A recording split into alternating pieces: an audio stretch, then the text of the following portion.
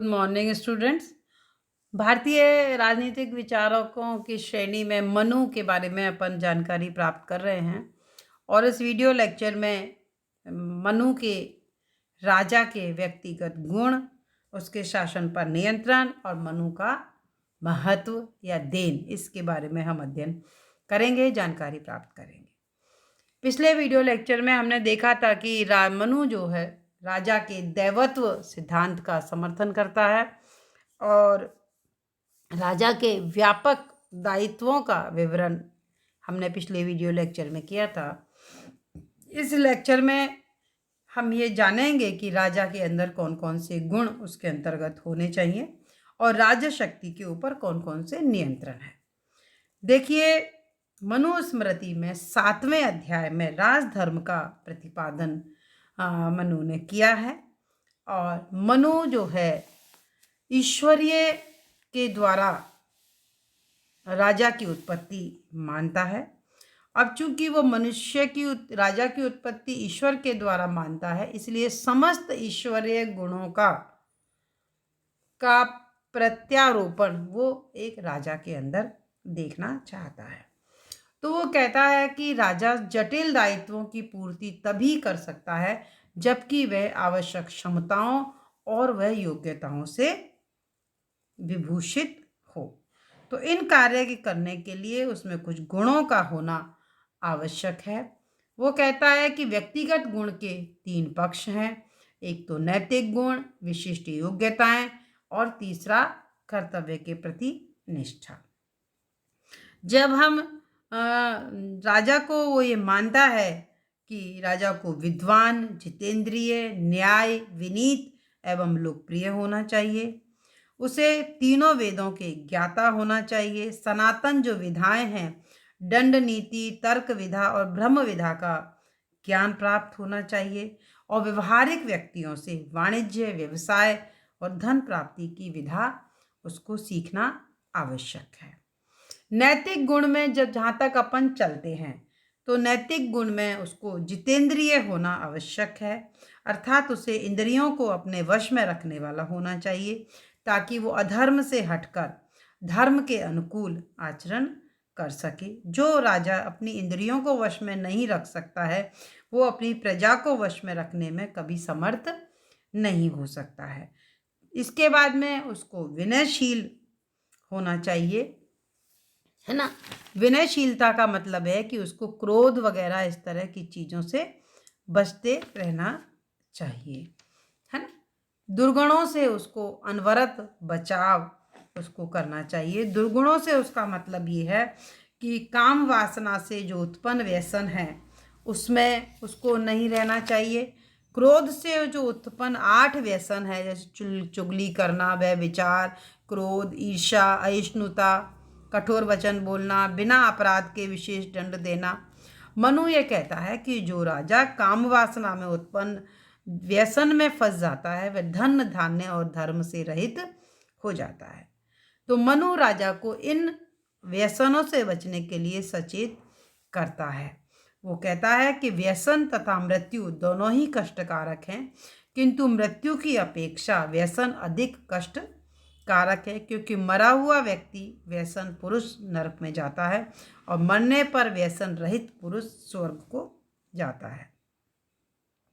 मनु ने चुगलखोरी, दुस्साहस, क्रोध, ईर्ष्या, असूया, परधन अपहरण, कटु वचन, कठोरता आदि दुर्गुणों को क्रोधजन्य व्यसन माना है। मनु ने कहा है कि राज कार्य हेतु आवश्यक गुण और क्षमता प्राप्त करने के लिए वेदों के ज्ञाता ब्राह्मणों की दिन प्रतिदिन पूजा करनी चाहिए। वृद्धों का सम्मान करने से लोकप्रियता और अवश्य सफलता मिलती है। राजा को विद्वानों से वेदों का श्रवण करना चाहिए और उनके द्वारा प्रदत्त शिक्षाओं को व्यवहारिक जीवन में अपनाया जाना चाहिए। राजा को हमेशा विनयशील बने रहना चाहिए, क्योंकि ऐसे राजा का कभी भी नाश नहीं होता है। शासन की कार्यकुशलता के लिए मनु ने आवश्यक गुणों में दानशीलता, शूरवीरता, पराक्रमशालिता, चातुर्य, समय व परिस्थिति की आवश्यकता के अनुसार स्वयं को मृदु व कठोर बनाने की क्षमता को शामिल किया है। मनु ने दानशीलता, विद्वानों के प्रति आदर भाव, न्यायप्रियता, निष्कपटता आदि गुणों को आवश्यक माना है। मनु ने शासक को त्रयी, वार्ता, अन्वीक्षकी, दंड नीति के प्रति पूरी तरह समर्पित रहने की अपेक्षा भी की है। अब आते हैं कि मनु के अनुसार शासन के ऊपर कौन कौन से नियंत्रण है। तो एक प्रश्न ये आता है कि क्या मनु का राजा निरंकुश है। देखिए, मनु ने राज्य की उत्पत्ति के दैवी सिद्धांत का प्रतिपादन किया है। उसने राजा में दिव्यता की कल्पना की है। समस्त देवताओं का, यम, इंद्र, कुबेर, अग्नि, वरुण, वायु, सभी देवताओं का उसने गुणों के आधार की उसने बात की है। लेकिन मनु जो है दैवी सिद्धांत का प्रतिपादन करते हुए भी निरंकुश सत्ता का समर्थन नहीं करते हैं। उन्होंने निरंकुशता के विचार का समर्थन नहीं किया है और उन्होंने अपने राजा को निरंकुश शक्ति भी प्रदान नहीं की है। तो मनु ने राजा की सत्ता पर विशेष नियंत्रण किए हैं। सबसे पहला तो शासक पर नैतिक एवं सैद्धांतिक नियंत्रण किया है ना, और दूसरा शासक पर संस्थागत नियंत्रण किया है, और तीसरा राजा के लिए दंड विधान का उसने प्रावधान किया है। तो धर्म का जो नियंत्रण है, जो नैतिक और सैद्धांतिक नियंत्रण इसको कह सकते हैं, उसमें मनु ने राजा को धर्म के अधीन रखा है और उसने इस बात पर बल दिया है कि राजा सदैव ही प्रजा का पालन और उसकी रक्षा करे। राजा को दैवी बताया गया है, किंतु बल उसके दैवत्व पर है, ना कि अधिकार पर। दैवत्व पर बल देने का तात्पर्य है कि राजा के द्वारा दैवीय गुणों के आधार पर प्रजा का पालन करना चाहिए। राजकीय कर्तव्यों की मीमांसा में मनु ने अपने ग्रंथ में राजधर्म के नाम से परिभाषित किया है। स्वयं धर्म से शासित रहते हुए भी प्रजा के व्यवहार में धर्म को सुनिश्चित करना मनु के अनुसार शासक का परम कर्तव्य है। अगर कोई राजा राजधर्म की अवहेलना करता है तो वो देवत्व से गिर जाता है। अतः मनु शासक पर धार्मिक और सैद्धांतिक और नैतिक नियंत्रण की व्यवस्था करके उसकी स्वेच्छाचारिता पर अंकुश लगाते हैं और उसे लोकहित में कार्य करने के लिए प्रतिबद्ध करते हैं। दूसरा है शासक पर संस्थागत नियंत्रण। संस्थागत नियंत्रण भी लगाए हैं। इसके लिए मंत्री है, प्रशासनिक अधिकारी हैं, इनसे उसका मंत्रणा प्राप्त करना आवश्यक है। दूसरे राज्य में दूत भेजना, भेजे गए दूतों का मूल्यांकन करना, उनके स्थान पर दूसरे दूतों की नियुक्ति करना, इन सब मामलों में उसको राजमंत्रियों से सलाह लेना आवश्यक बताया गया है। करार जो टैक्स लगाते हैं राजा, उनको भी नियमों के अधीन माना है।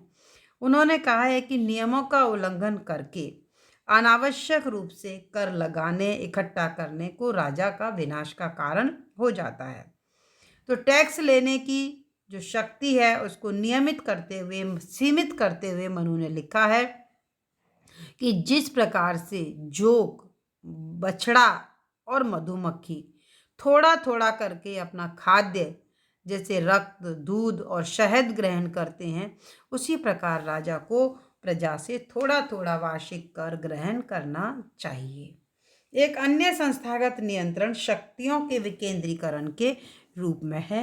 मनु ने राष्ट्र के प्रशासन के लिए उनका छोटी इकाइयों में विभाजन, शासकीय शक्ति का विकेंद्रीकरण आवश्यक माना है। स्थानीय प्रशासन के प्रसंग में शासक को असीमित अधिकार नहीं दिए हैं। मनु का मानना है कि शासक की शक्तियों एवं कार्यों के विकेंद्रीकरण के माध्यम से शासक की निरंकुशता एवं स्वेच्छाचारिता पर प्रभावी अंकुश रखा जा सकता है।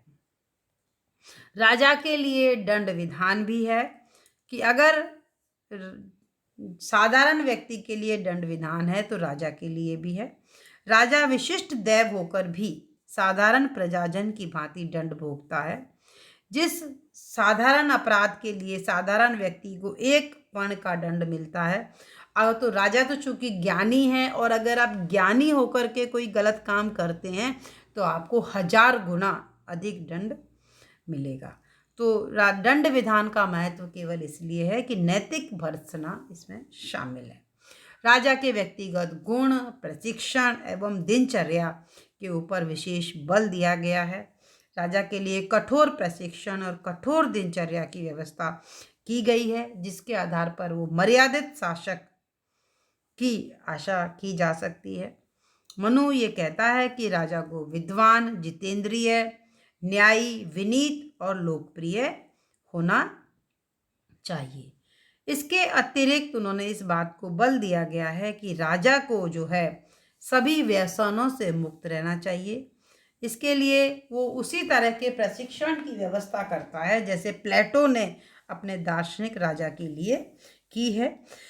एक्सक्यूज मी, ताकि राजा जो है वो गलत दिशा में ना जाए, है ना। अब अपन वैदेशिक संबंधों की बात करते हैं। तो वैदेशिक संबंधों में इन्होंने मंडल सिद्धांत और षाड्गुण्य नीति की इन्होंने बात जो है की है। मंडल सिद्धांत और षाड्गुण्य नीति अमूमन उसी तरह की है जैसी हम अगले वीडियो लेक्चर कौटिल्य के बारे में पढ़ेंगे, तो उसी तरीके की है। अब वैदेशिक संबंध जो परराष्ट्र संबंध हैं वो मंडल सिद्धांत के अंतर्गत आते हैं। ये 12 राज्यों का समूह होता है और राजा को पड़ोसी राज्यों के प्रति किस प्रकार का व्यवहार रखना है, ये मंडल सिद्धांत के अंतर्गत में आता है। षाड्गुण्य नीति जो है वो है 6 गुणों वाली विदेश नीति। इसमें संधि, विग्रह, यान, आसन, संश्रय एवं द्वैधी भाव, है ना। ये जो है षाड्गुण्य नीति है। संधि का मतलब होता है दूसरे राज्यों के साथ में मैत्री भाव करना। विग्रह का अर्थ होता है युद्ध करना। यान का अर्थ होता है वास्तविक आक्रमण। आसन का अर्थ होता है मैत्रीपूर्ण मतलब मैत्रीपूर्ण संबंध न होने पर भी युद्ध की स्थिति को न अपनाकर थोड़े समय के लिए तटस्थता या उदासीनता की स्थिति। फिर है द्वैधी भाव। द्वैधी भाव का मतलब होता है कि 2 अलग अलग तरह की नीतियां अपनाना। और संश्रय है कि बलवान का आश्रय लिया जाना। उपाय 4 हैं, साम, दाम, दंड, भेद, है ना। अब प्रश्न ये उठता है अपन लास्ट प्रसंग के रूप में कि मनु का राजनीतिक चिंतन को क्या तो महत्व है और क्या उनके भारतीय राजनीतिक क्षेत्र में क्या अनुदान कहे जा सकते हैं। तो मनु का इम्पोर्टेंस क्यों है हम राजनीति विज्ञान के विद्यार्थियों में, हमारे सामाजिक क्षेत्र में, हमारे हर क्षेत्र में हम मनु का इम्पोर्टेंस क्या है। देखिए, मनु को बहुत अधिक महत्व स्थान प्राप्त है। वो सर्वप्रथम वो विचारक थे जिन्होंने अराजकता का अंत कर शासन की प्रतिष्ठा पर बल दिया और शासक के गुणों की व्याख्या की। मनु का जो आदर्श राजा है वो प्लेटो के दार्शनिक राजा से कम गुणवान नहीं है। तो मनु के जो चिंतन का जो महत्व है उसके बारे में हम आगे देखते हैं। सबसे पहली बात तो है कि राज्य व राज्य की उत्पत्ति के दैवी सिद्धांत का इन्होंने समर्थन किया है, लेकिन राजा की सीमित सत्ता का प्रतिपादन किया है। वो राजा में देवत्व को आरोपित करते हैं और राजा को ये कहा है कि वो अपना दायित्व समझें और धर्मानुकूल आचरण करें। दूसरा, इन्होंने संप्रभुता, राजधर्म और राष्ट्रीयता जैसे प्रश्नों की विवेचना उस समय की जब पाश्चात्य उस समय की कल्पना भी नहीं कर पा रहे थे। सामान्य प्रशासनिक व्यवस्था, कर व्यवस्था, न्यायिक प्रशासन, वैदेशिक व्यवस्था, दूत व्यवस्था, दूत की नैतिकता, इन सभी नैतिक सिद्धांतों के बारे में इन्होंने अपने विचार व्यक्त किए जो इतने यथार्थवादी हैं और उत्कृष्ट हैं कि आधुनिक राज्य भी अगर उनके ऊपर अपना आचरण करते हैं तो लोक कल्याणकारी राज्य की प्राप्ति की जा सकती है। तीसरा है मानव मात्र के कर्तव्यों और स्वधर्म पालन के ऊपर उन्होंने बल दिया है। उन्होंने कहा है कि उन्होंने एक ऐसी पद्धति विकसित की है जिसमें प्रत्येक व्यक्ति को अपने अधिकार प्राप्त हो सकेंगे और एक ऐसा राजधर्म इन्होंने बताया है जिसमें सभी व्यक्तियों के कर्तव्यों की व्याख्या की गई है ना। चौथा है कि यथार्थवादी, व्यवहारिक और नैतिकता से युक्त मनु की विचारधारा है। मनु की विचारधारा को जो है आप बिल्कुल नैतिकता से युक्त है। मनु की राजनीति में मानवीय धर्म पर आधारित है। उसका नैतिकतावादी स्वरूप अत्यंत महत्वपूर्ण है।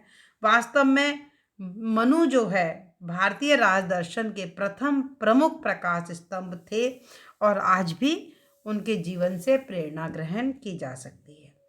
विधि के प्रणेता हैं, दंड और न्याय व्यवस्था के वो जनक हैं।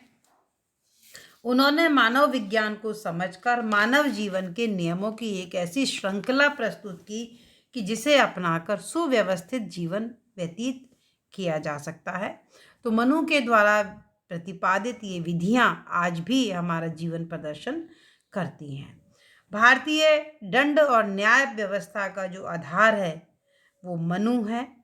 मनु की न्याय व्यवस्था में आज के समान दो प्रकार के विवादों का उल्लेख है। एक तो रेवेन्यू से रिलेटेड और दूसरा हिंसक आचरण से विवाद।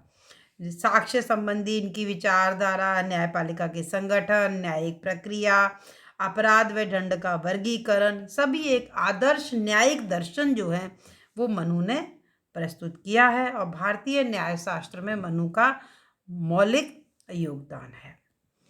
छठा है राजकोष और अर्थव्यवस्था संबंधी व्यवस्था का जनक है। मनु इस बात से परिचित थे कि संगठन, संचालन और समृद्धि के लिए राजकोष और अर्थव्यवस्था का सुप्रबंध होना चाहिए। तो प्रजा रक्षण का सिद्धांत और अधिक कर निषेध का जो सिद्धांत है वो आज भी महत्वपूर्ण है। अंतर्राष्ट्रीय संबंधी विचारों का भी इन्होंने प्रतिपादन किया है। अपने समय से बहुत आगे इनके विचार हैं। अंतर्राष्ट्रीय शक्ति संतुलन का विचार इन्होंने प्रतिपादित किया है। षाडगुण्य नीति और चारों उपाय के बारे में इन्होंने बताया है।